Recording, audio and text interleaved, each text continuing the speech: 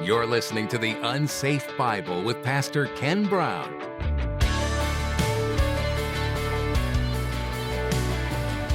They traded with you in choice garments, in cloths of blue, in embroidered work, and in carpets of many colors, and tightly wound cords, better known as a Persian rug, which were among your merchandise.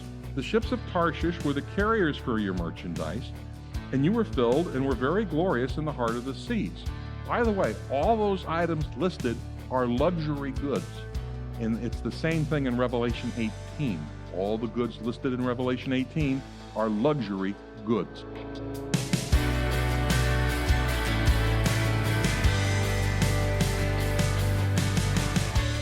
In the Book of Ezekiel, many events and prophecies that occurred are seen as various other points in the Bible.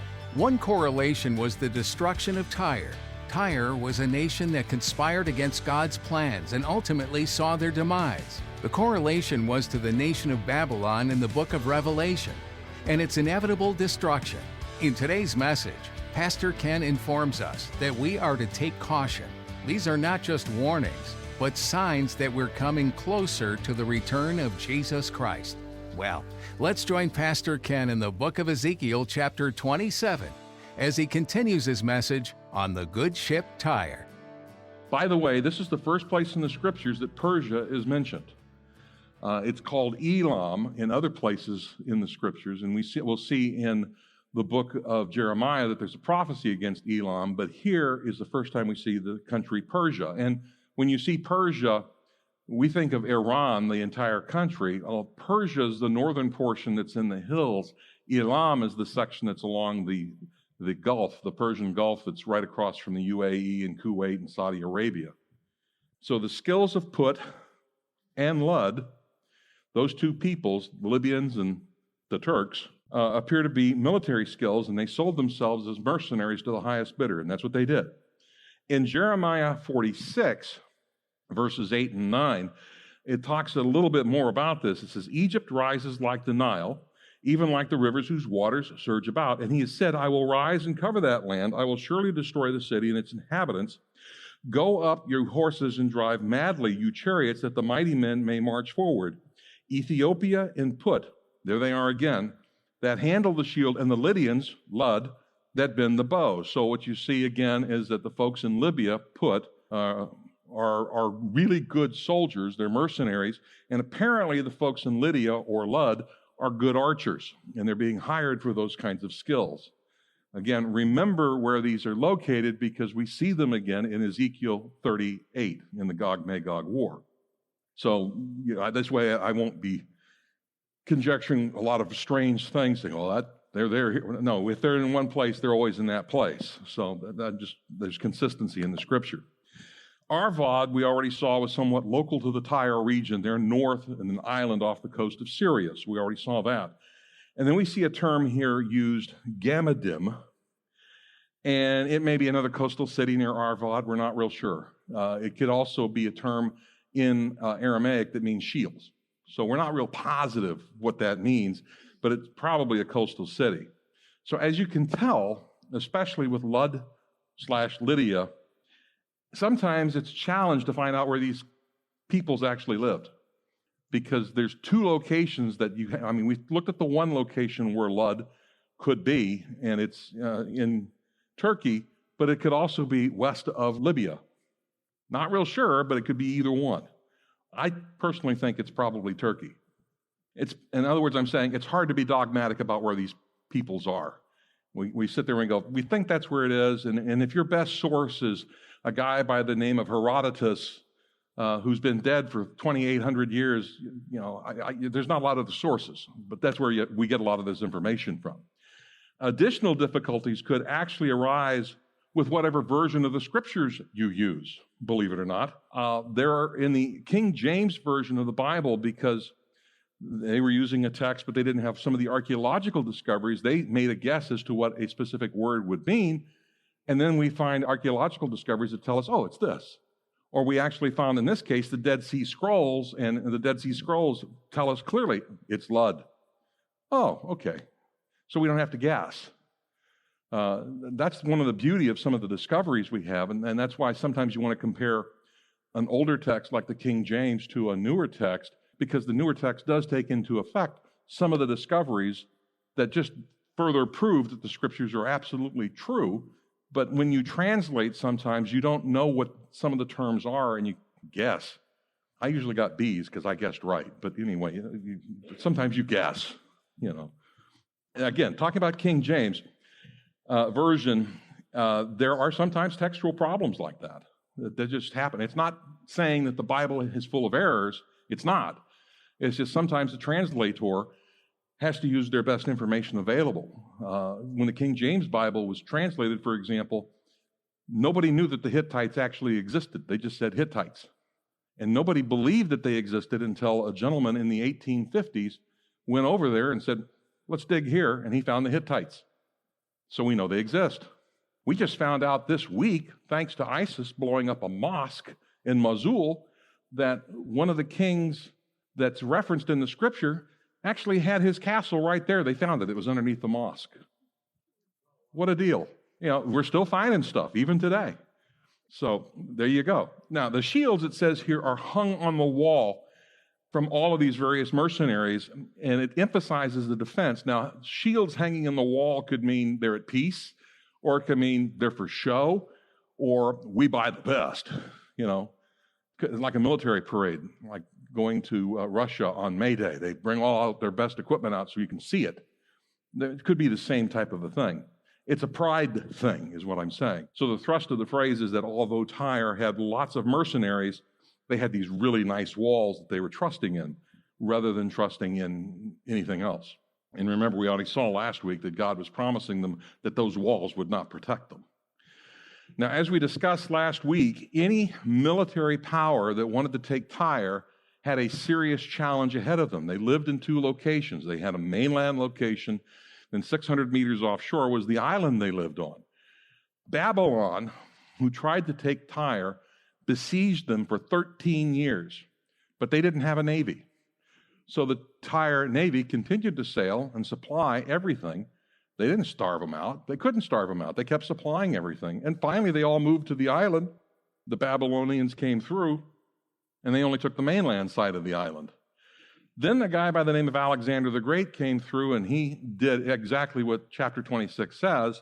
He took the remains of the old city, built a causeway, and ended the problem. But once again, the issue is beauty, and it reemphasizes that Tyre and the leadership of Tyre has a pride problem. Solomon actually tells us that having a really well-equipped armory is a very beautiful thing. I've operated an armory. There is something nice about being able to walk in, see all the M16s in a nice row, and having all your handguns down below it. And then here's all the claymore mines and hand grenades. Oh, that's great. And then the first thing you have to do, well, I hope we can get them out in a hurry if somebody's got to have them. But Solomon says in, believe it or not, the Song of Solomon, chapter 4, verse 4, and this is a marriage guide, by the way, Song of Solomon is, to wedded couples. And he's talking about this woman that he loves, and he's using metaphors as to what her beauty's like. So he says in verse 4 of chapter 4, your neck is like the Tower of David. Men, if you could tell your wife that her neck is like a tower that's 100 feet tall, you probably are running out of metaphors. Built with rows of stones, or which are hung 1,000 shields. He's saying it's a beautiful thing to have this armory hanging on there. So again, if you're telling your bride that she's got a beautiful neck with lots of machine guns hanging from it, that may not be the right thing to be saying. Solomon thought it was a gorgeous thing. Anyway, at this time, we see that Tyre, again, is the trading center of the entire world. Everyone wants to trade with Tyre. So let's go to verse 12. Tarshish was your customer. Everybody know where Tarshish is? No clue, right? Tarshish was your customer because of the abundance of all kinds of wealth.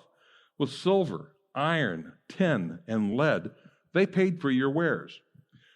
Javan, Tubal, and Meshach, they were your traders. And some of these names, if you've read ahead to chapter 38, you're going, I've seen that before. And with the lives of men and vessels of bronze, they paid for your merchandise. So they were slave traders. That's what that's saying, lives of men. Those from Beth Togarmah gave horses and war horses and mules for your wares. So they're horse traders, literally. The sons of Dedan, or Dedan, were your traders. Many coastlands were your market. Ivory tusks and ebony they brought as your payment. Aram was your customer because of the abundance of your goods. They paid for your wares with emeralds, purple, embroidered work, fine linen, coral, and rubies. Judah and the land of Israel were your traders with the wheat of Maneth, cakes, honey, oil, and balm. They paid for your merchandise. So Judah was the market basket for these folks. That's where they got all their food. Damascus was your customer because of the abundance of your goods, because of the abundance of all kinds of wealth, because of the wine of Helbon and white wool. So Damascus was in it for the booze. Vidan and Javan paid for your wares from Uzal with wrought iron, cassia, and sweet cane, which were among your merchandise. Dedan traded with you in saddle cloths for riding. Arabia and all the princes of Kedar, they were your customers for lambs, rams, goats, for these were your customers. That's Saudi Arabia and Kuwait, by the way. The traders of Sheba and Ramah, they traded with you, and they paid for your wares with the best kinds of spices and with all kinds of precious stones and gold. Haran, Cana, Eden, the traders of Sheba, Ashur, and Kilmed traded with you. They traded with you in choice garments, in cloths of blue, in embroidered work, and in carpets of many colors, and tightly wound cords, better known as a Persian rug, which were among your merchandise. The ships of Tarshish were the carriers for your merchandise, and you were filled and were very glorious in the heart of the seas. By the way, all those items listed are luxury goods. And it's the same thing in Revelation 18. All the goods listed in Revelation 18 are luxury goods. A bit of a tie between these two. So, Ezekiel presents this written report. And it's actually like he's reading a manifest of what's been traded. He's walking through the warehouse and saying, this is what they have. The stevedores have unloaded the vessels, and this is what they've got, and this is what's being traded. It's going in and out. It's what's flowing through their warehouse. Now, Tarshish, we see, is a customer. And I asked the question as to where is Tarshish. By the way, nobody really knows for sure. We think it might be Britain. It could also be Spain. By the way, it could also be India. All of those were referred to as Tarshish in the various literature from time to time. I think it probably means ship goes a long way away. I don't know. I mean, if we talk about a cruise ship, we normally don't say it's a cruise ship that's going to the Caribbean, or it's a cruise ship that's going to Europe, or it's a cruise ship that's going to Alaska. We just say cruise ship. So they may be doing the same thing. They're just saying Tarshish, ship of Tarshish, saying it's just a ship that goes a long way away. Don't know for sure. But this name is used without reference to any locality a lot of different times. And it's an expression that just denotes ships that go a long way. So, did the Phoenicians come into the New World? Yeah. Some people think Tarshish is South America. Some think it's North America. We're not real sure. But we just know that they're large, seagoing vessels that whatever port they went to, Solomon's ships, by the way, we saw last week in 1 Kings, were put together the same way. So that's the ships of Tarshish. And again, I can't be dogmatic about it. Those are ships that go a long way. Javan, Tubal, and Meshach. Those are three communities, three countries. They trade in slaves and they trade in bronze. Of course, they're trading in bronze. That's how you keep the slaves enslaved. It was a name given to the Greeks by the Hebrews and believed to be the country that was settled by Javan's posterity. So Javan is probably Greece. They were slave traders. Again, this is a problem also in Revelation 18. And it's interesting when you start trying to figure out what the city of Babylon is in Revelation 18, you start looking at what countries today still engage in slave trade. Saudi Arabia and several other Muslim nations do. It's part of their thing. It's okay for them, they think, to enslave non-Muslims, so they engage in it. Javan here does that, and it's Ionians. They are on the coast of Lydia and Caria, so we know they're on the Peloponnesian Peninsula pretty well. So again, looking at that map, you would see that Javan it's in the islands of Greece. It looks like it could be Turkey too. It's in that same general vicinity. And then we're talking about as well Tubal and Meshach. So Tubal is actually in the hills of Turkey, and Meshach, if we start looking for that, that's actually in the middle, right in the middle of Turkey. In fact, it's located to the northern portion of it. So Tubal and Meshach, which are the Tabuli and Mushki of the Assyrian monuments. So if you were looking and reading monuments that the Assyrians left, they call them the Tabali or Tabili or the Mushki. And some people have mistranslated the Mushki to think that they're in Moscow. They're not. They're in Turkey, okay? It's not those guys. Their territory originally extended far to the south in the time of Sargon and Sennacherib. By the way, Sennacherib's the guy whose castle they just discovered underneath the mosque that ISIS blew up. So there you have the guy's name, too. And so we know he really lived. The territory of the Tabali adjoined Cilicia, while the Mushki inhabited the highlands. So they're in Turkey. They have contact with the Hittites. They're trading with the Hittites. But in later days, the Meshach may have gone further north and were actually on the Black Sea. So now all of a sudden they may be pushing towards Ukraine. But we don't know how far north they went. But we do know they were on the Black Sea and in that general area. Beth Togarmah are horse traders. They trade horses, war horses, mules. They're located in eastern Turkey and Armenia. And they're descended from Gomer. It's a mountain region south of the Caucasus that's celebrated for horses. And even during the Russian Revolution, that's where many of the horses came from, was from the Caucasus region. And unfortunately, when I started taking Russian, I learned it with a wrong accent and have been accused of being from that region if I speak in Russian, because I have the wrong accent, I guess. I don't know. I've been told that. Dedan, we've identified, is north of Saudi Arabia. And when we took a look at the map several weeks ago, as you travel south, east of the Jordan River, south of the Dead Sea, Dedan is the first major trading center in Saudi Arabia. And it's still it's still in that general vicinity today. It's still a major trading center. There's a bunch of people who live out in the middle of the desert, and that's what they do. But it could be the island of Rhodes, too. We're not real positive. Again, you can't be real dogmatic. Aram is Syria. That's simple. It is Syria. Vidan it's mentioned, there's three places that this could be. It's midway between Mecca and Medina. It's in Saudi Arabia, okay? That's where we think it is. But it's probably the same Vidan that was the scene of Muhammad's first campaign. But we're not real positive about that, but we do know it's in Saudi Arabia.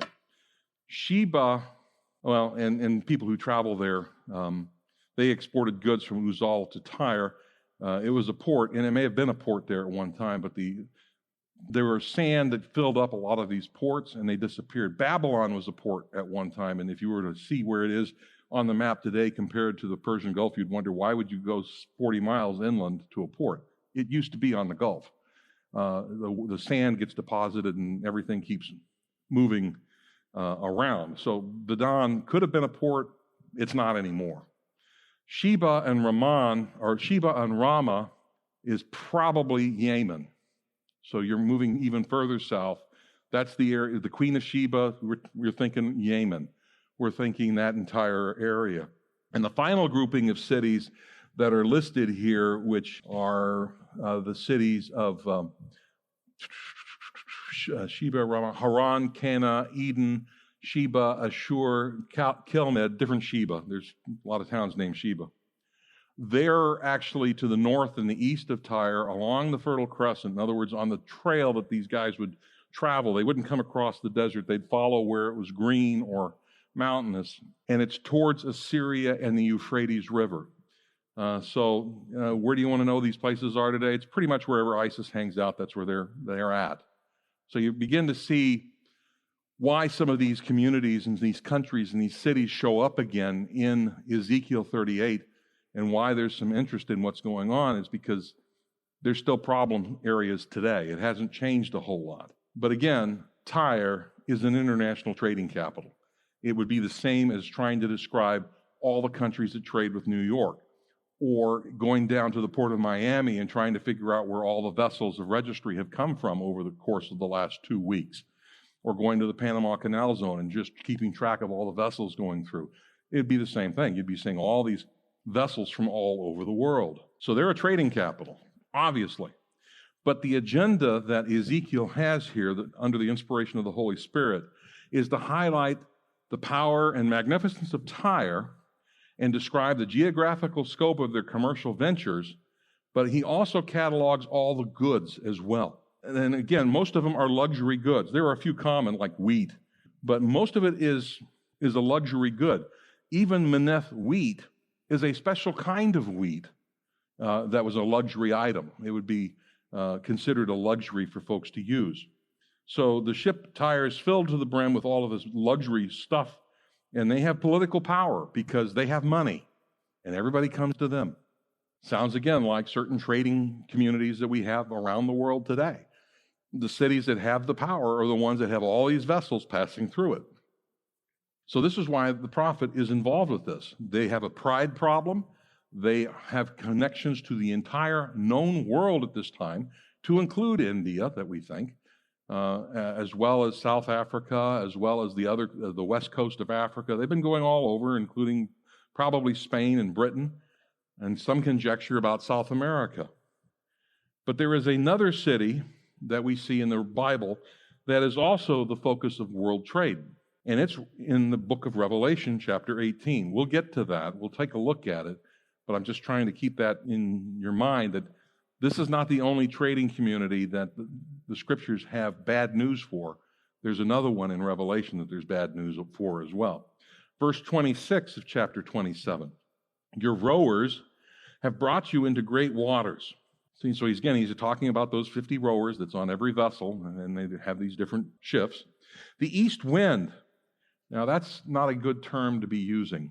Every time you see the term east wind used in the scriptures, it begins to be talking about judgment. The east wind usually is a wind of judgment. The east wind has broken you in the heart of the seas. There you go. It's a sign that judgment is beginning to fall on them. Your wealth, your wares, your merchandise, your sailors and your pilots, your repairers of seams, your dealers in merchandise, and all your men of war who are in you, with all your company that is in your midst, will fall into the heart of the seas on the day of your overthrow. Remember we talked about last week when Alexander the Great conquered Tyre. He killed 10,000 people who were in that community outright. The rest he made slaves because they were hiding out in one of the pagan temples there. And it was culturally wrong to kill someone who was hiding out in the temple. You could make them a slave. But if they weren't in the temple, you could kill them and throw them in the ocean. They did. Exactly what it says here.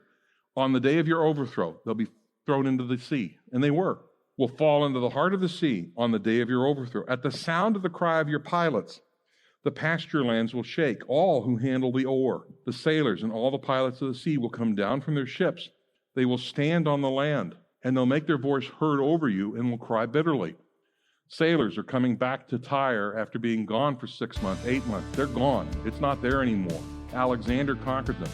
It's a bare rock. There's no city there anymore. Can you imagine what that would be like? Having your ship row into what used to be a busy harbor, and now it's just a rock, and there's nothing there? Because that's what Alexander left. He left nothing. He left a rock.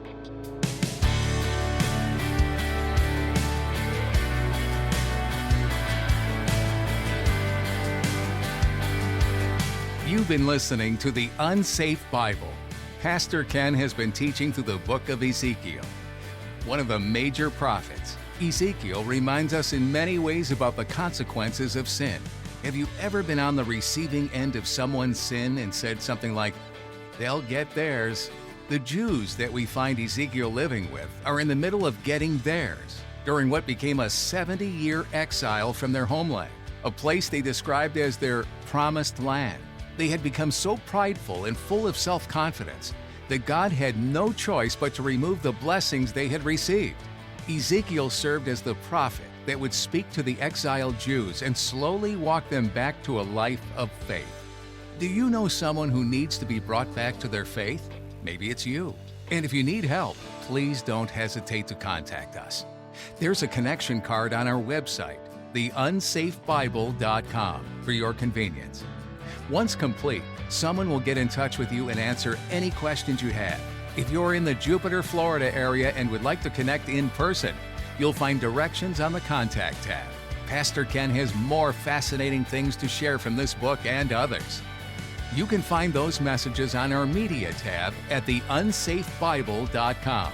Our hope is that you'll grow in God's Word, grow in your faith, and become an extended member of our growing family. That's all for today. Until next time, remember that we all make mistakes and need God's grace and forgiveness. Thanks for listening to The Unsafe Bible.